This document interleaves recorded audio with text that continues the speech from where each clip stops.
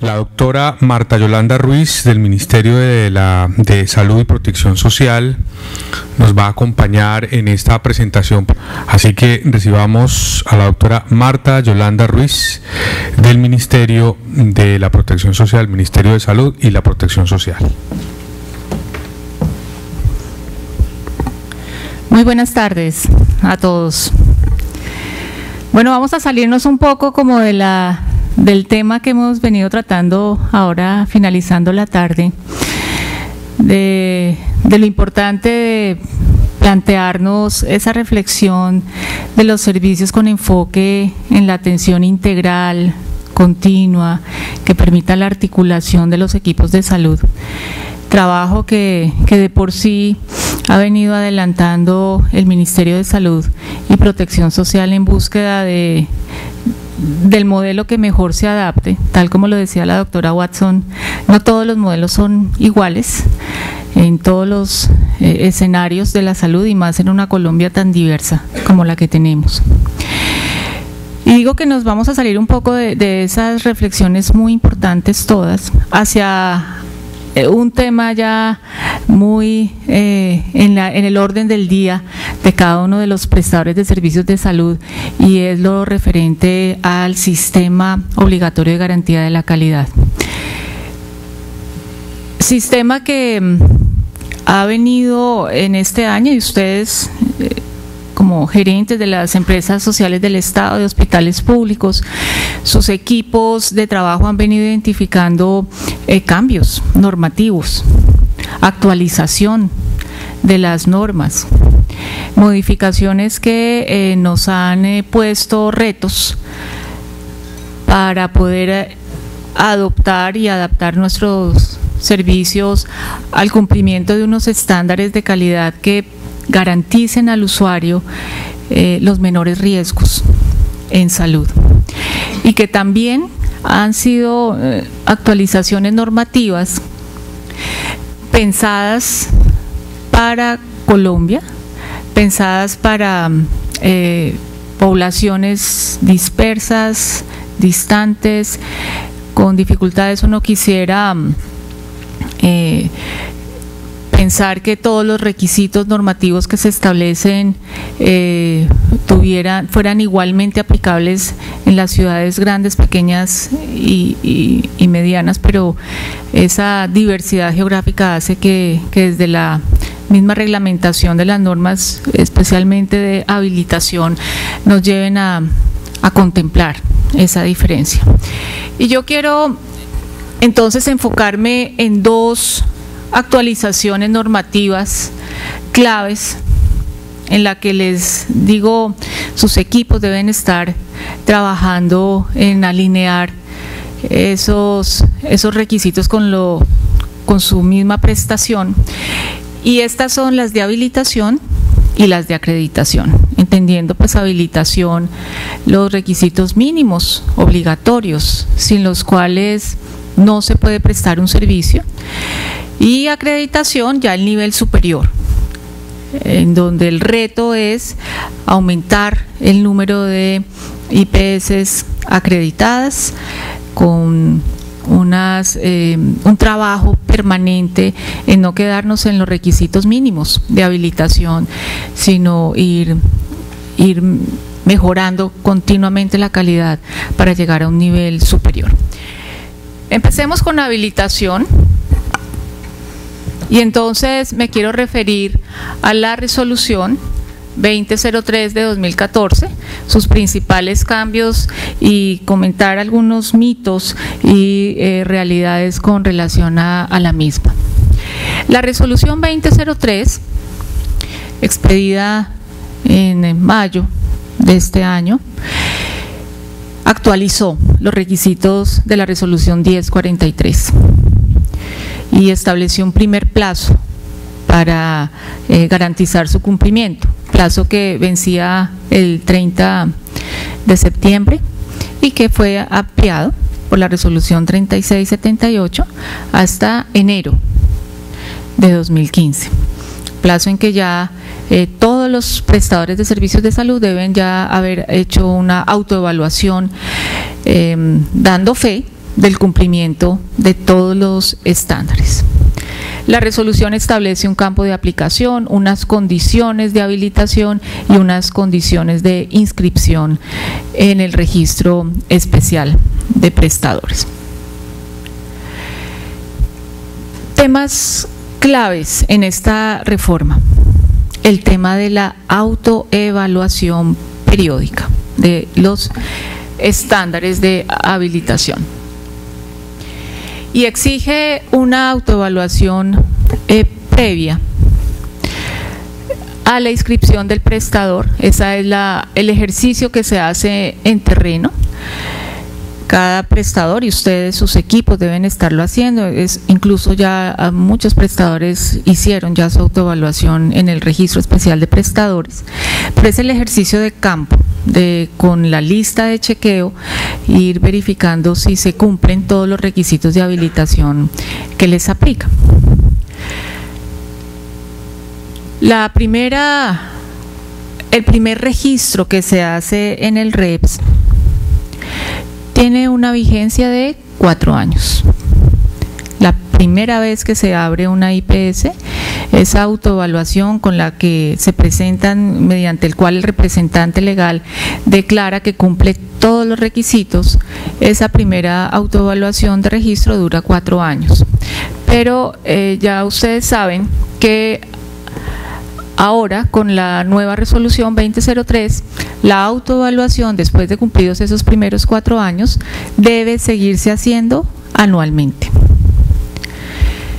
Y el propósito es hacer que los prestadores, todos, entendiendo prestadores como IPS, instituciones prestadoras de servicios de salud, las profesionales independientes, objeto social diferente, transporte especial de pacientes, puedan hacer periódicamente ese ejercicio de chequear que siguen cumpliendo requisitos de habilitación.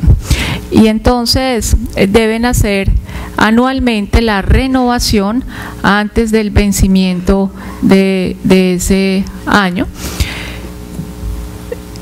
so pena que si no se hace la IPS quede inactiva del REPS. Así que este es un ejercicio que deben ustedes tener en sus agendas, que no se pase su periodo de autoevaluación, de renovación de la autoevaluación, para que el REPS, el Registro Especial de Prestadores de Servicios, le siga dejando como una IPS vigente. También la resolución establece los requisitos para la inscripción y habilitación en el REPS. Y seguramente ustedes ya todos hicieron esta definición del portafolio, que es un paso también nuevo que trajo la resolución, en donde, previo a hacer la autoevaluación de los servicios que cada uno presta, debió haber definido su portafolio de servicios. ¿Por qué? Porque la resolución 2003 introdujo modificaciones en los servicios. Ya no todos se seguían llamando como se venían llamando desde la resolución anterior, la 1043, se cambió en algunos el grado de complejidad, el código, el nombre. Entonces este fue un ejercicio de armonización de los servicios que traía su IPS con la resolución 1043 de 2006 a dejarlos armonizados con la resolución 2003. Este ejercicio debió haberse hecho a 30 de agosto. Todos lo pudieron hacer, ese fue el primer paso para ya poder hacer luego la autoevaluación con los estándares de la resolución y la declaración en el REPS. Ustedes han visto que se ha venido fortaleciendo de manera muy importante el Registro Especial de Prestadores de Servicios, y ya los trámites se pueden ir haciendo online a través del registro. Y sea esta la oportunidad para decirles a ustedes, representantes legales, pero también a su equipo, que deben mantener actualizado el Registro Especial de Prestadores, porque esta va a ser la información oficial. y es importante que estén revisando que estén actualizados los representantes legales, las direcciones, los correos, los teléfonos, porque siendo la información oficial, de allí estamos extrayendo toda la información que se requiere para comunicarnos con ustedes, para mandarles comunicaciones a grupos de IPS, sacamos los correos de allí, también los datos de su representante legal, y en muchos encontramos que esta información está desactualizada. Así que sí vale la pena tener el REPS, el Registro Especial de Prestadores, con todos los datos al día. Y las secretarías de salud, una vez ustedes registren en el REPS su autoevaluación, va a tener la información de que ustedes ya hicieron esa acción en el registro especial, y ya ustedes saben también que la impresión de los distintivos de habilitación la pueden hacer directamente ustedes en su IPS después de que la dirección territorial les autorice. Así que vamos a estar pendientes de que ustedes puedan tener muy a la mano la autorización de las direcciones territoriales para que puedan imprimir sus distintivos de habilitación. La resolución también define entonces ese procedimiento desde las direcciones territoriales.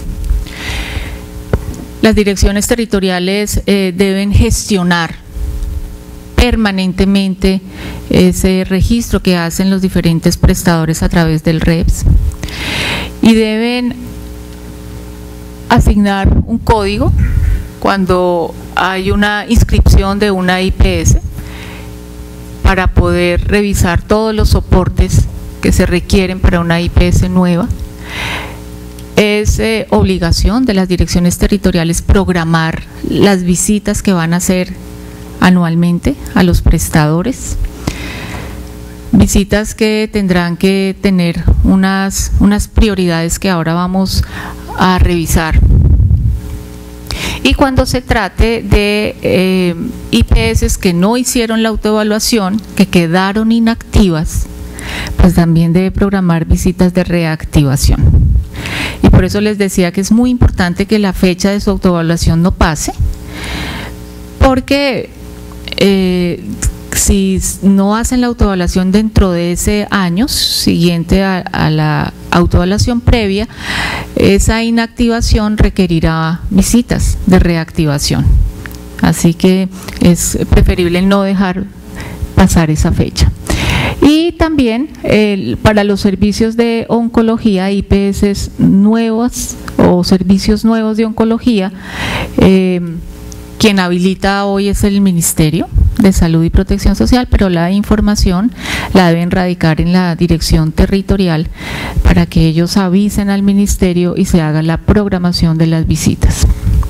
Ya les decía que es función de las direcciones territoriales autorizar la generación del distintivo, y el prestador pues entonces lo descargará y lo imprimirá. Ahí también es importante tener cuidado cuando descargan y bajan e imprimen los distintivos, porque pues no van a poder hacer impresiones repetidas.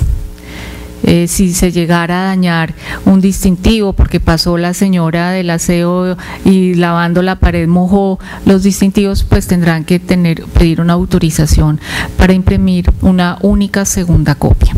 Entonces eso también es importante tener todo el cuidado con ellos. Define también la resolución las novedades. Y ustedes también ya vieron que hay nuevas novedades, como la novedad de reactivación, que a través de esas novedades es que los prestadores actualizan la información en el REPS e informan novedades del prestador, novedades de la sede, la capacidad instalada, novedades de servicios. Y entonces les decía que hay nuevas novedades que no son novedades de la IPS sino del servicio, y resalto la reactivación del servicio y traslado de los servicios, pero igual está toda la lista de las novedades, apertura de servicios, cierre temporal o definitivo de servicios, cierre de modalidad o apertura de modalidad, cambio de complejidad, etcétera. Una a una las define la norma. Para la renovación de la inscripción, entonces es claro que hoy queda la renovación anual. Renovaciones posteriores al cuarto año tendrán vigencias anuales. Y la autoevaluación debe presentarse antes del vencimiento. No quiere decir que es el último día, no, lo deben hacer antes. Pero el último día va hasta las 23:59. ¿Y por qué se los digo así? Porque es que el REPS es una herramienta hoy electrónica. Sucede lo mismo que en los bancos, que cuando cambia la 0 hora ya es otro día y si no han hecho la autoevaluación pues se inactivan.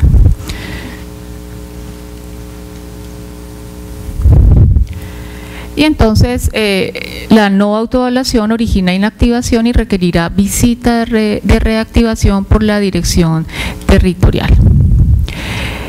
Visitas de reactivación para servicios de alta complejidad, urgencias, hospitalización obstétrica, transporte asistencial.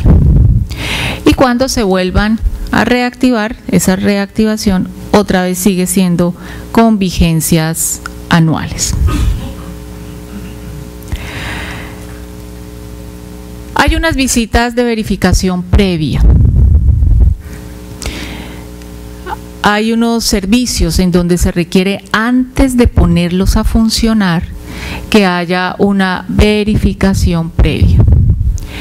Entiéndase las visitas previas no como una visita de asesoría, porque es que muchas IPS han pensado o han utilizado la llamada a la visita previa esperando que les digan que así está bien o que les falta esto. No, esta es una visita de verificación, de habilitación, así que no deberían esperar la asesoría y para que después me haga otra, no, sino si en esa visita todavía no cumplen, no pueden abrir el servicio, así que también es un llamado como para que cuando ya notifiquen que están listos para abrir un servicio, pues estén ya cumpliendo los requisitos. ¿Quiénes requieren visita previa? La habilitación de nuevos servicios oncológicos. ¿Y qué servicios se van a verificar? ¿O qué estándares? Los de talento humano, historia clínica y registros, procesos prioritarios. Estos se van a basar en la planeación, porque todavía no tienen la operación de estos procesos. Así que estos estándares, estos tres, se chequearán frente a lo que planean. ¿Quiénes más requieren visita previa? Pues la habilitación de nuevos servicios de urgencias, hospitalización obstétrica, transporte asistencial y servicios de alta complejidad. Y también requieren visitas previas nuevas IPS. Para esas solicitudes de abrir una nueva IPS, la resolución es clara en decir que la dirección territorial cuenta hasta con un plazo máximo de 6 meses para realizarla. Por supuesto, se espera que no sea tanto porque pues hay un negocio allí potencial que requiere ser puesto en funcionamiento lo más pronto posible.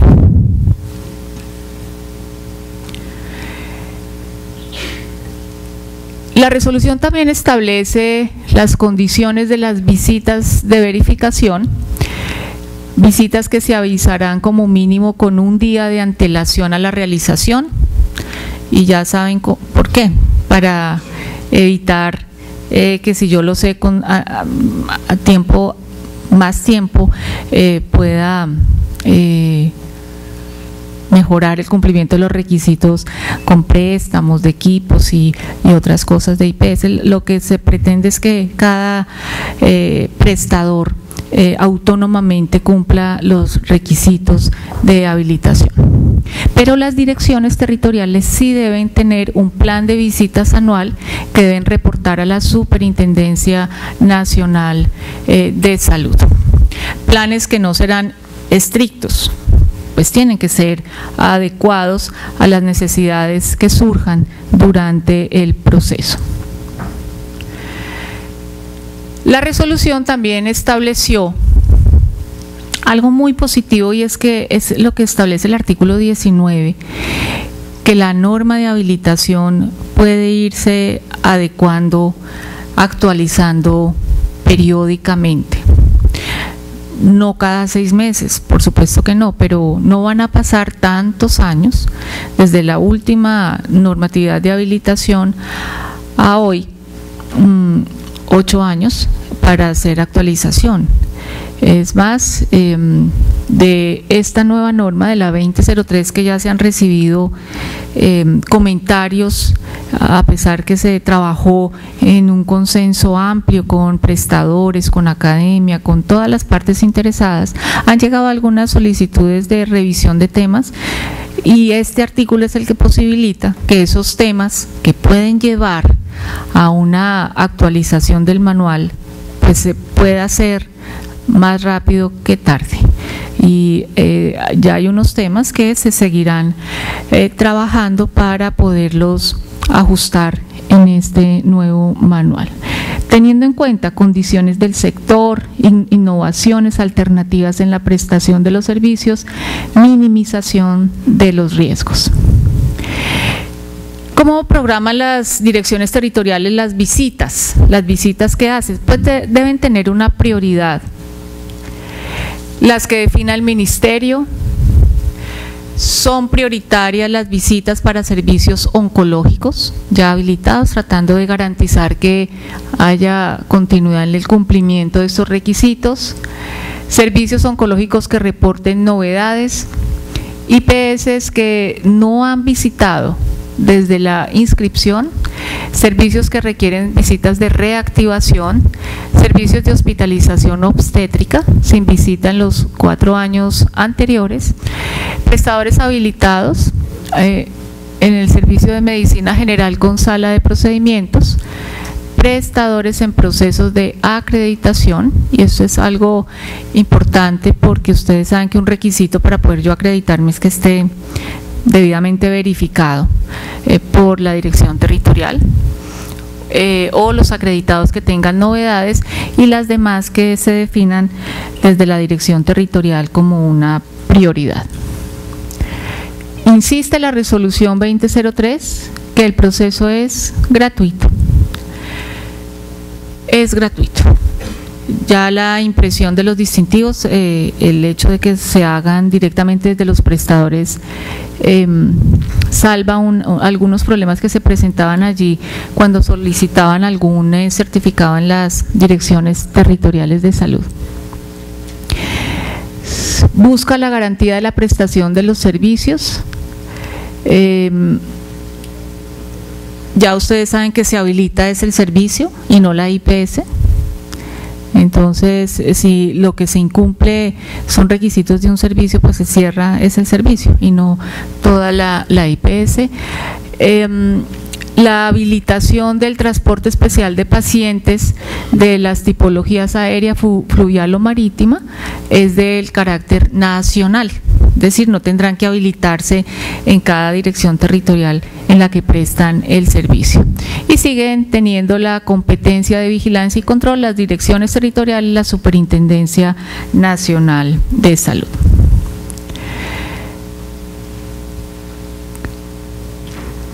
Aparece entonces la resolución 3678 de este año, en donde establecen esta transitoriedad que hasta el 30 de enero de 2015 los prestadores deberán actualizar el portafolio y realizar la autoevaluación del cumplimiento de los requisitos de habilitación. Hasta el 30 de enero, los prestadores que venían siendo o habían quedado ya inscritos con la resolución 1043, si les programan una visita de la Secretaría de Salud en este tiempo, la visita la realizarán con base en la resolución con la que se habilitaron, es decir, 1043. O los que cuando estuvo vigente la 1441 se inscribieron y en este periodo de transición les hacen visita de verificación, pues los tendrán que verificar con la resolución con la cual se habilitaron, pero a partir del 30 de enero de 2015, pues todos los prestadores ya nos unificamos con la resolución 2003. Miremos principales cambios que trajo la resolución 2003.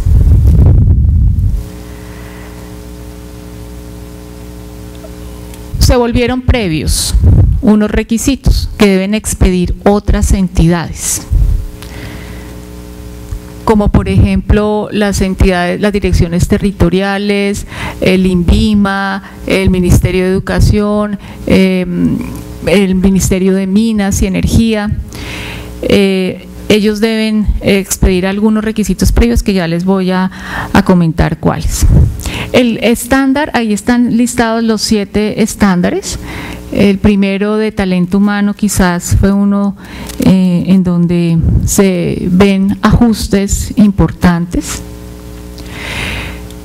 Y quiero empezar con este estándar diciéndoles que la norma de habilitación no es la norma que establece competencias, no es del ámbito de la habilitación establecer competencias.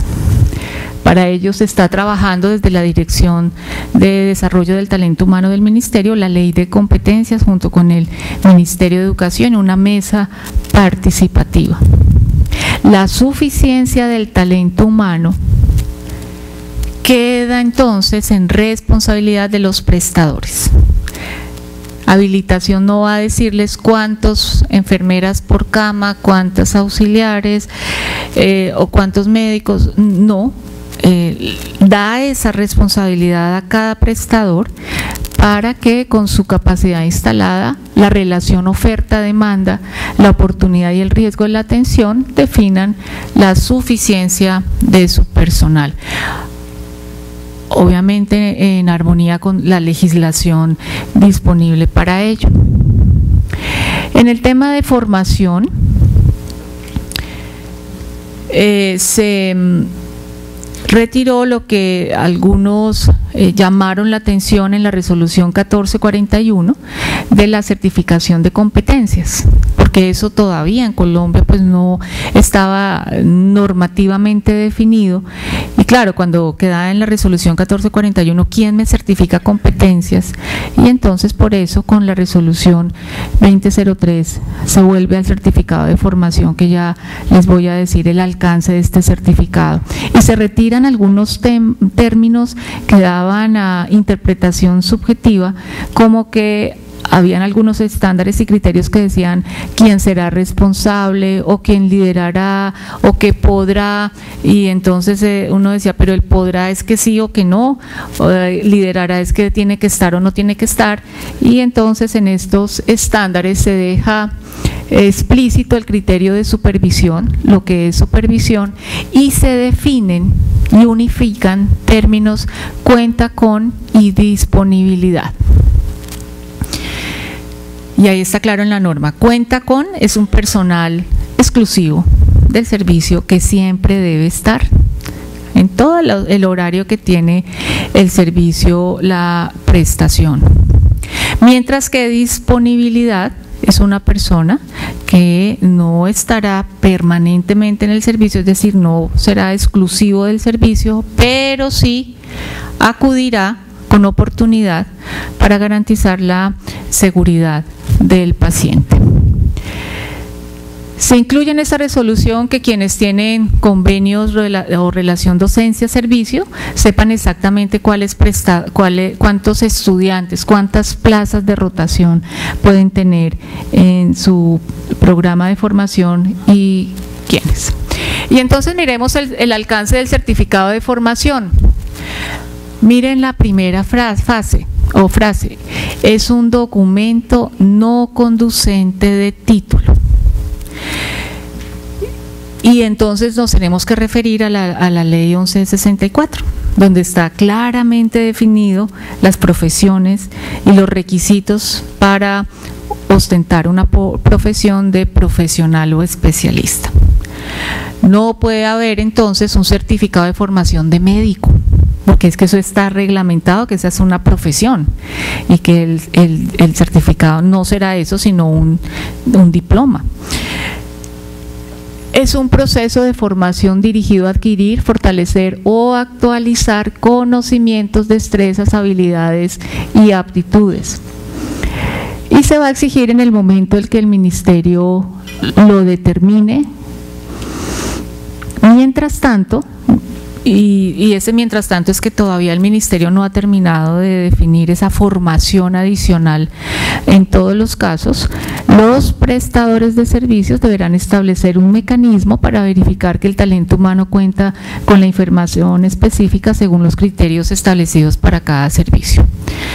Así que si ustedes requieren capacitar a sus colaboradores en el protocolo de violencia intrafamiliar, violencia sexual, y hoy no está todavía finalmente reglamentado, ustedes definirán como prestadores cuál es el mecanismo para garantizar que lo puedan cumplir, que las personas que van a trabajar en los servicios en donde es exigible, que es urgencias, consulta externa, hospitalización, pues sepan del protocolo y puedan saber qué es lo que hay que hacer cuando llega un caso de estos. Y ya decíamos que se define cuenta con indisponibilidad, cuenta con estancia continua en un servicio durante el tiempo en que se oferta y preste servicio, mientras que disponibilidad es un personal en permanente disposición de fácil localización para hacerse presente, que atienda con oportunidad requerida el evento de salud conforme a las guías y protocolos, sin poner en riesgo la vida y seguridad del paciente. Esos principales cambios en talento humano. En infraestructura, se vuelve los ojos a la resolución 4445 del 96. Y son esos los requisitos que hoy están vigentes en infraestructura. Resolución que por lo demás ya empezó su curso de actualización. No será en el corto plazo. Cambios importantes, se dejaron posetas en aquellos ambientes que sí la necesitaban, porque se habían introducido posetas en varios servicios que podían atentar contra la seguridad. Y se dejaron mesones de trabajo sin posetas en algunos servicios. Se define el tema de ascensores o rampas, que no había quedado claro en la 1441. Y se dejan específicos algunos requisitos previos, ya los miramos. Se unifica terminologías de qué es un área, un ambiente y un espacio. Ahí está claro que si es un ambiente o un área, la pared tiene que ir o no de techo a piso, eso está claro ya en la norma. Se retiran los criterios de baño para el personal en los servicios y se vuelven previos conceptos de otras entidades. En los estándares que aplican a todos los servicios, entonces queda claro el tema de los ascensores, permitiéndose en prestadores de hasta 3 pisos que existan ascensores o rampas, pero desde el piso 4 hacia arriba aplica solo los ascensores, contando desde el nivel más bajo construido. Miren que dice que hasta 3 pisos, ascensores o rampas. No es y rampas, sino o rampas, uno o el otro. En edificaciones de 4 pisos o más, que se empezarán a contar a partir del nivel más bajo, existirán ascensores.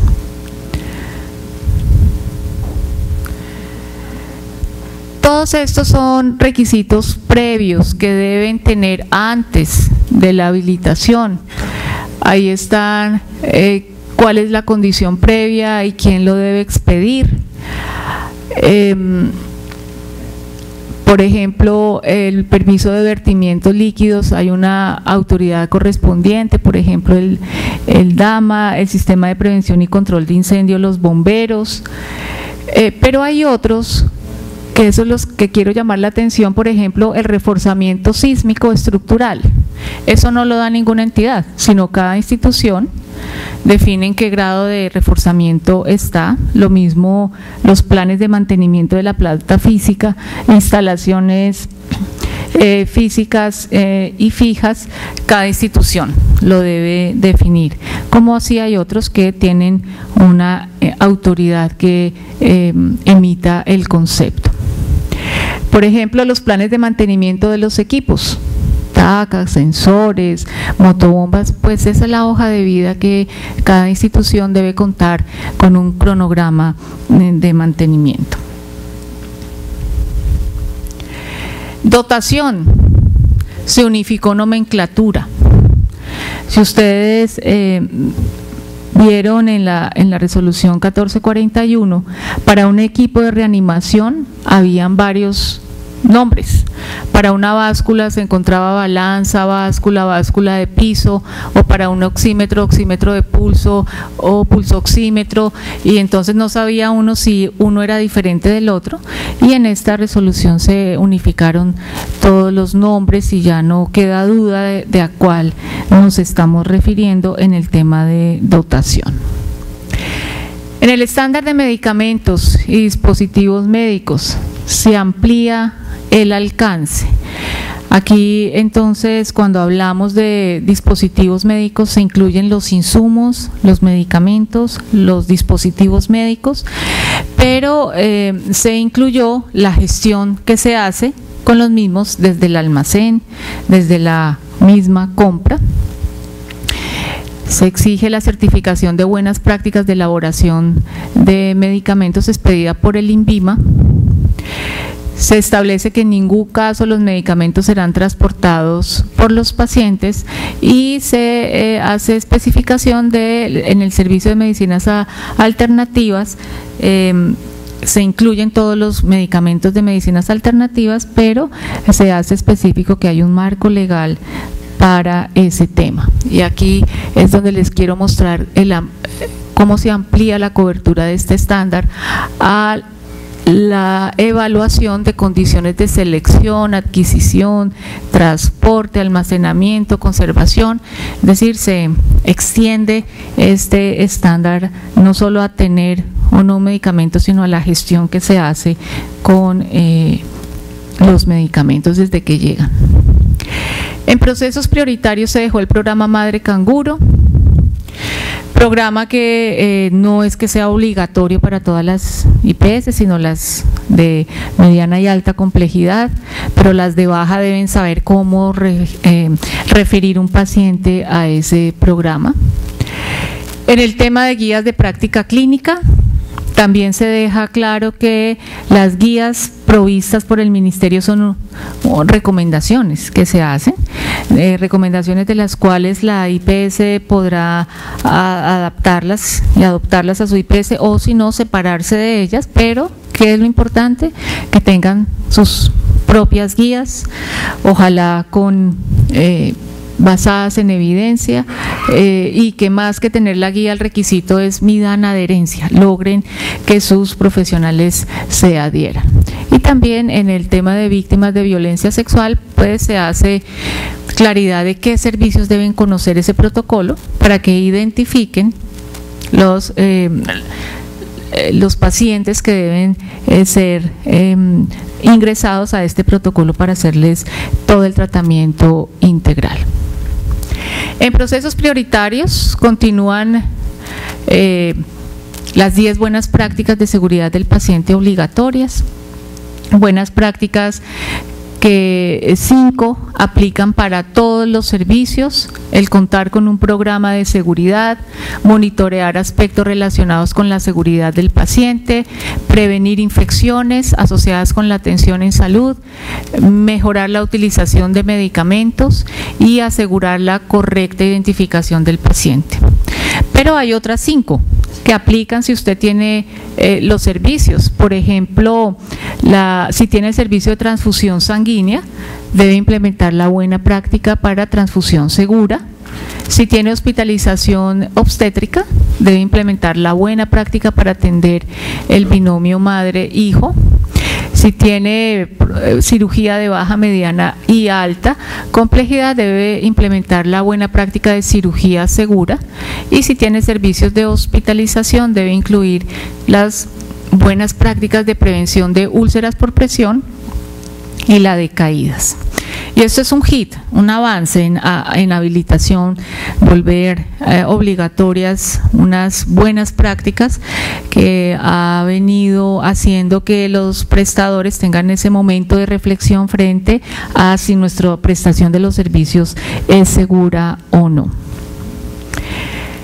En el tema de guías de práctica clínica ya les había comentado que pueden entonces apartarse de el concepto de las guías propuestas por el Ministerio. Importante es que las tengan, y que existe este programa de salud para víctimas de violencia sexual que debe asegurarse que en los servicios de urgencias, hospitalización y consulta externa se presten.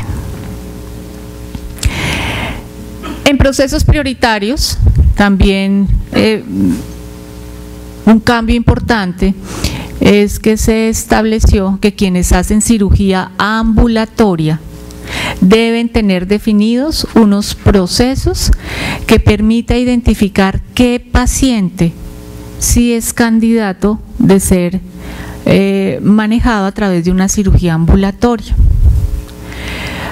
Aquí la norma no va a decir estas cirugías son ambulatorias y estas hospitalarias no. Cada prestador deberá definir unos protocolos que les sirva para que, aplicado a un paciente, sepa si es un paciente candidato o no para una cirugía ambulatoria. Un ejemplo: si se va a hacer la cirugía en esta ciudad, pero una vez hecha la cirugía debe transportarse a otra ciudad, pues ese será un factor que yo debo contemplar para ver si es mejor que lo haga la cirugía intrahospitalaria o no. Protocolos que definirá cada prestador. También se establece en la consulta externa la posibilidad de realizar procedimientos, y para ello unos requisitos claros de qué parámetros debería cumplir el procedimiento para saber que yo lo puedo hacer en una consulta ambulatoria, una consulta externa. En la historia clínica se hace precisiones acerca del consentimiento informado.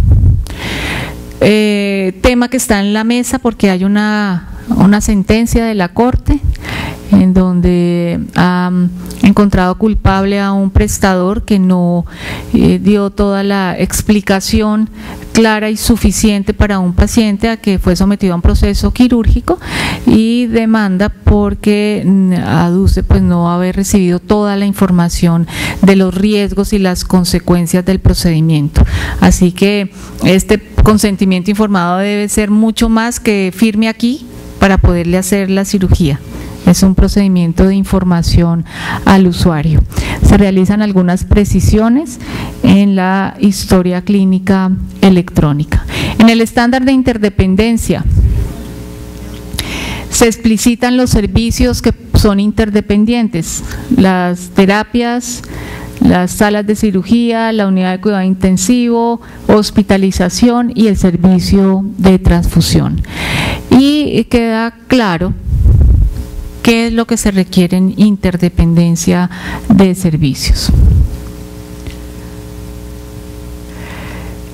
Por ejemplo, es claro en el estándar que debe existir o disponer de servicios propios o contratados, que deben tener una formalidad explícita y documentada si el servicio va a ser contratado. Y aquí una parte que trae la resolución muy importante: si usted va a tercerizar servicios, quien declara el servicio en habilitación es quien responde. Si usted como IPS declara, no sé, cirugía, pero lo va a contratar, el que responde no es al que usted contrate, sino usted que declaró el servicio. Si no va a responder, pues no lo declare. Haga pues la disponibilidad de su espacio, arriéndela, pero el servicio que llegue allí sí tendrá que tenerlo habilitado. Y se aclara los términos de cuenta con en interdependencia, siendo en cuenta con propio o contratado, y se refiere a la existencia obligatoria de un servicio dentro de la IPS. Y disponible también puede ser propio contratado, pero es un servicio que puede funcionar fuera de la IPS. Mitos y realidades de la habilitación. El primer mito es que la habilitación es la única norma para reglamentar todo el funcionamiento de los servicios. Mito que pues debe ser terminado, acabado, porque no se quiere decir que si no lo dice la norma de habilitación no existe, no. Esta norma establece unos requisitos mínimos, pero pues hay toda una normatividad alrededor de la habilitación. Que si se habilita procedimientos o actividades, es el mito, y la realidad es que hoy lo que se habilitan son servicios. La mínima unidad habilitante es un servicio.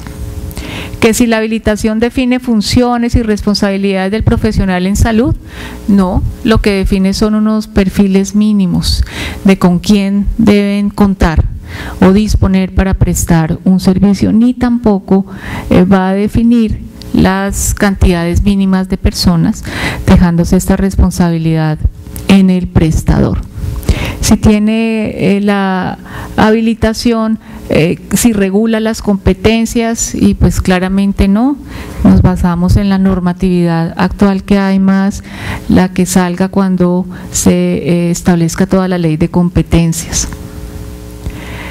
Si los responsables de la vigilancia y el control pueden adicionar criterios subjetivos, y no. La realidad es que la norma es clara frente a lo que se exige y solo podrá exigirse lo que está en la norma de habilitación. Si la seguridad del paciente depende de que haya normatividad o no.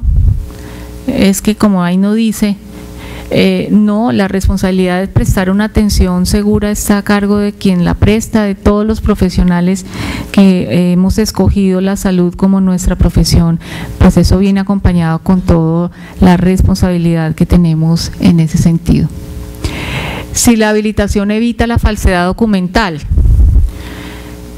tampoco, el verificador es una persona perito de la justicia, no. Si ustedes le presentan un diploma, él parte de la buena fe, pero sí hay hallazgos que ha sido adulterado, y esto lo pondrá en conocimiento del competente. Y ese es el mundo de la habilitación, de los requisitos mínimos.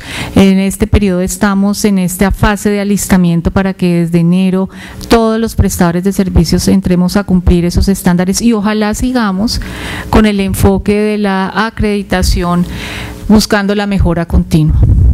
¿Cuántas entidades están hoy acreditadas? 32. Son 10.000 IPS que hay en el país, y 32 pues es un número insuficiente, y de esas 32 los menos son entidades públicas. Estamos hablando de 7 IPS públicas, pero de esas 7 nos han puesto el ejemplo de que han cumplido los 4 años acreditados y se volvieron a acreditar. Así que sí se puede, sí es posible, y es el reto que la nueva normatividad que incorpora la acreditación hace que no nos quedemos en este nivel y primer escalón de la habilitación, sino a través de un mejoramiento continuo de la calidad lleguemos a este nivel superior. Y las normas que antes estaban en el tema de la acreditación, pues ya fueron reemplazadas por el decreto 903. de este año y la resolución 2082 reglamentaria de este decreto. Ya entonces no hablamos de la resolución 1445 de 2006 ni de la 123 de 2012, porque fueron reemplazadas con el decreto 903 de mayo de 2014 y la resolución 2082. Hay otras normas, que es la resolución, la ley 1438. Artículo 100 habla de los hospitales universitarios que deben estar acreditados. ¿En qué fecha? Enero de 2016. Entonces, bueno, sería deseable mirar en qué estado están de su proceso de preparación, resaltando que ya hay algunos de ellos acreditados. El artículo 107 que establece la obligación para el Estado de establecer incentivos. Y sí, el doctor que me antecedió en las charlas hablaba de incentivos, en la importancia de que hayan unos incentivos pero buenos, que incentiven, no perversos, que incentiven el proceso de calidad. Y para las empresas sociales del Estado, a través de la resolución 743 de 2013 que evalúa gerentes, pues hay dos indicadores, el 1 y el 2, que evalúan la gestión en acreditación. ¿Cuánto mejoraron de la calificación anterior a la de la vigencia que los está evaluando? Y si hay una mejora del 20% más en la calificación, pues tendrán una calificación de 5. Y si no, pues de ahí hacia abajo. Igual en el indicador 2, cuánto lograron implementar las acciones de su plan de mejora. Y si lograron que sus acciones se cumplieran en más del 90%, pues van a tener una calificación de 5. Y entonces este decreto 903 y resolución 2082 enfatiza los ejes de la acreditación.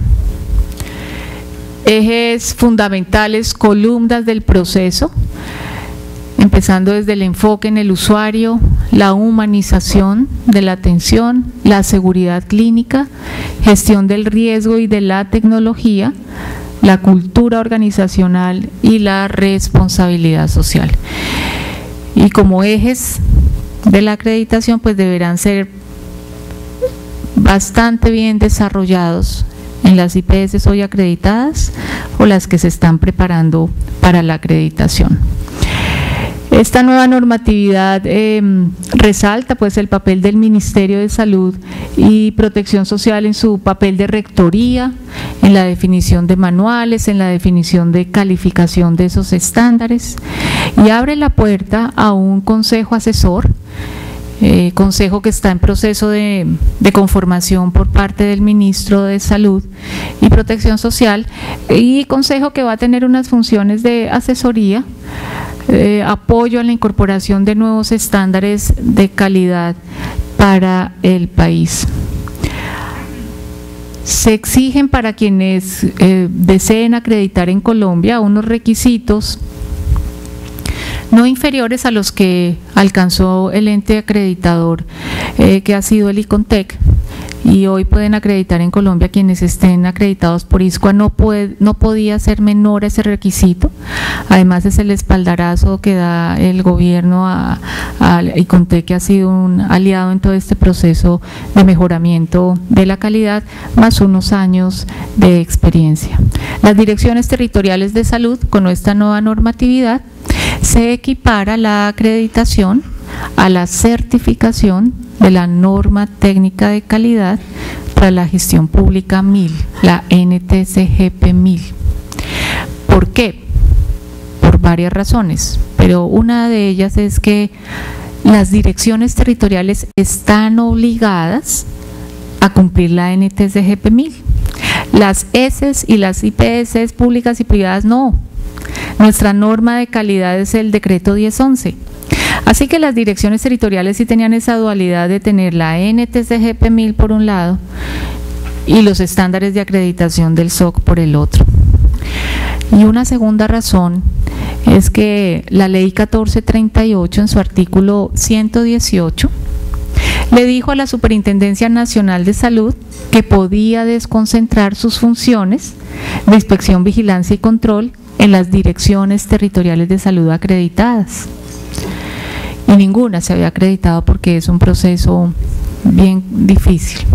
Así que a equiparar la certificación de la norma técnica de calidad a esa calidad superior ha desenrollado un poco ese proceso, y ya la Superintendencia Nacional de Salud empezó a tramitar esos convenios de desconcentración de funciones de inspección, vigilancia y control en varias direcciones territoriales que ya hoy a esta fecha están certificadas en la norma técnica. Pasos para la acreditación, y quiero llamar la atención a la autoevaluación por parte de la entidad interesada, autoevaluación que hoy es obligatoria para las empresas sociales del Estado.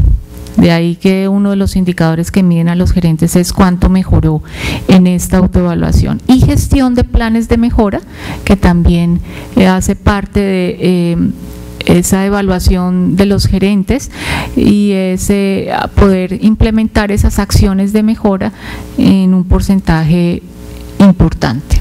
Los manuales de acreditación se adoptaron con esta normatividad, es decir, los manuales que traían las resoluciones 1445, 123, los adopta esta resolución 2082. Así que no es que se hayan introducido nuevos manuales y que quienes se habían acreditado con estos perdieron el trabajo, no, seguimos con los mismos estándares. Es más, aparecerán unos nuevos para administradoras de riesgos laborales e IPS que prestan servicios de salud ocupacional. Se definió una escala de calificación, no pretendo que la lean, solamente llamarles la atención a que esta escala hoja radar que se utilizaba para calificar estándares, se mejoró la redacción, habían muchas inquietudes de cómo entenderla, entonces los quiero invitar para que la revisen, está allí en la resolución 2082, y estamos hablando entonces que se derogaron unos artículos 41, 44 del decreto 1011 de 2006, y las resoluciones 1445 de 2006, 3960 de 2008, 123 de 2012. Esto para que ustedes sepan que de estas resoluciones solo quedaron sus anexos vivos, los manuales de acreditación que les dije que retoma la resolución 2082.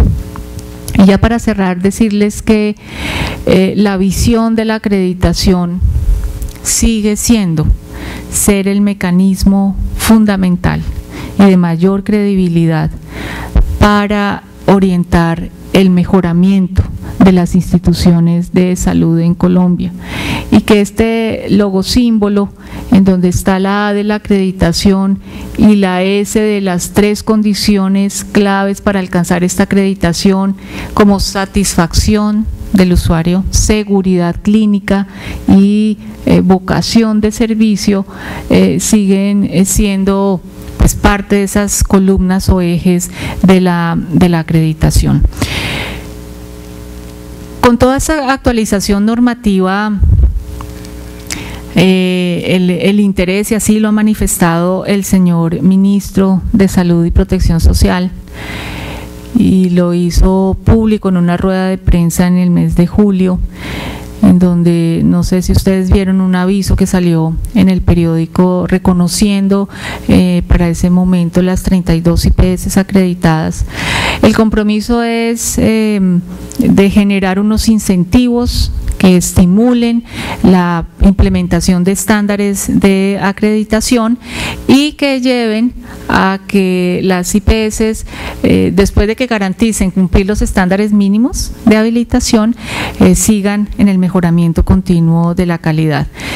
Así que hay una normatividad importante que es clave que ustedes la puedan revisar, y como gerentes de las entidades públicas, de las empresas sociales del Estado, motivar a sus equipos para que en este corto tiempo que queda pues se adhieran al cumplimiento de estándares de habilitación, pero que no se queden allí, sino sigan en la mejora continua hasta ojalá lograr que muchas más empresas sociales del Estado queden acreditadas. Muchas gracias.